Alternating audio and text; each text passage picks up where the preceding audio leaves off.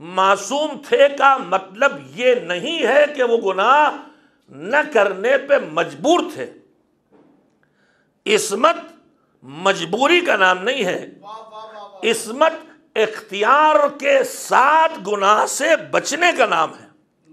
اگر ان کی مجبوری ہو تو پھر مجبوری میں آدمی چاہے گناہ کرے چاہے نیکی کرے، نہ اسے جزا ملنا چاہیے نہ اسے سزا ملنا چاہیے۔ عصمت اس کا نام نہیں ہے کہ آدمی مجبور ہے کہ نیکی گناہ کر ہی نہیں سکتا، پھر یہ گناہ کیوں نہیں کرتے تھے؟ میں نے مجلس میں سنایا ہے، خطیب اعظم مولانا غلام عسکری اعلی اللہ مقامہ عدل الہی کے بارے میں ایک بات فرماتے تھے کہ اللہ عادل ہے، ظلم نہیں کرتا اور نہیں کر سکتا۔ تو جیسے ہی کہا گیا نہیں کر سکتا تو یہ لگا کہ مجبور ہے، کہ نہیں مجبور نہیں ہے مگر نہیں کر سکتا۔ اور اس کے بعد ان کے فقرے تھے چھپی ہوئی مجلس سے 10 مجلس سے کہ کر سکتا ہے مگر نہیں کر سکتا۔ کیا مطلب؟ کر سکتا ہے مگر نہیں کرتا، نہیں کر سکتا۔ میرے خیال سے وہ یہیں بمبئی کی مغل مسجد کی مجلس کا ہے وہ ٹکڑا۔ ان کا ٹھیک ہے، ہم نے ایک دن اگلے دن ہم نے کہا صبح آئیے گا مہمان سے، اب میں ممکن ہے پوری مثال یاد نہ رہ گئی ہو، اور کہا صبح آئیے ہم ناشتہ کرائیں گے، مگر ایک بات خیال رہے منہ دھو کے یہاں نہ آئیے گا، ہمارے یہاں آ کے منہ دھوئیے گا۔ اب اس کے بعد ہمارے یہاں آ گئے مہمان، ہم نے کہا مولا منہ دھویا؟ کہا نہیں، آپ نے کہا تھا منہ دھو کے نہ آئیے گا، دانت نہ مانجیے گا، برش نہ کیجیے۔ پرانے زمانے کے بعد منجن ہوا کرتا تھا، لا کے منجن دے دیا، لیجیے دانت مان ڈالیے، منہ دھو ڈالیے۔ کہا مولانا پانی؟ کہلے نالی جو سامنے بہ رہی اس میں دھو لیجیے منہ۔ تم کو مولانا نالی منہ دھو لیں؟ کہا اس میں کیا خرابی، یہ بھی تو پانی ہے۔ کہا مولانا گندا ہے، یہ گندا پانی، اس سے منہ نہیں دھو سکتا، ناشتہ ملے چاہے نہ ملے، یہ میرے بس کی بات نہیں ہے کہ اس سے منہ دھو لوں۔ کیوں نہیں دھو سکتے بھائی؟ کہ آپ کے ہاتھ بند ہیں؟ کیوں نہیں دھو سکتے بھائی؟ کہ آپ پانی میں ہاتھ ڈالیں گے تو گولی کوئی مار دے گا؟ کیا آپ کو فرشتے نے آگے روک دیا ہے؟